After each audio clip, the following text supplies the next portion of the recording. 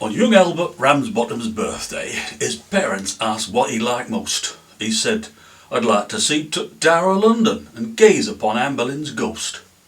They felt this requests were unusual. At first the refuse were inclined. Till Pa said a trip to mid-trollops might broaden the little lad's mind. They took Bank up to London and got there at 4:15. Then seeing as pubs wasn't open, they went straight away to the Tower. They didn't think much to the building. It weren't what they'd been led to suppose, and the bad word Tower didn't impress them.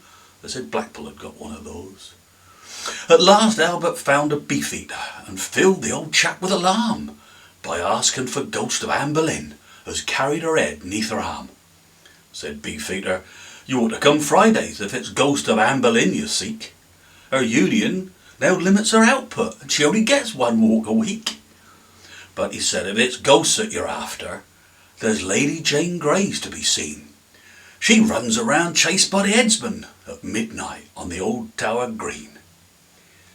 They waited on Took Green till near midnight, then thinking they had time for a sup, they took up what food they brought with them and waited for Took Ghost to turn up.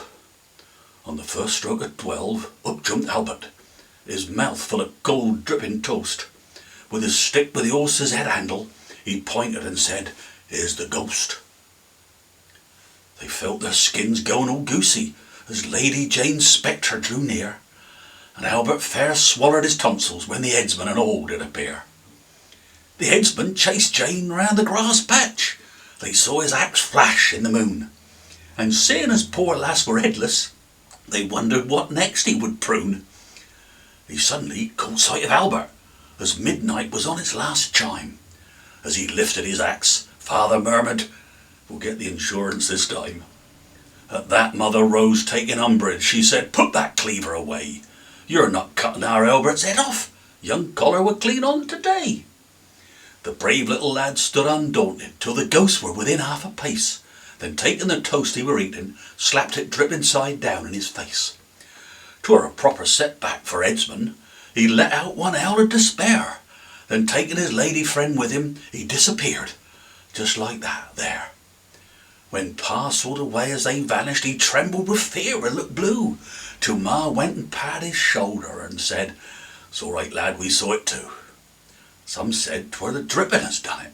From a roast leg of mutton it came, and as the headsman had been a beefeater, they reckoned he'd vanished from shame. And around Tower Green from that moment they've ne'er seen a sight of the ghost. But when beefeaters go on night duty, they take slices of cold dripping toast.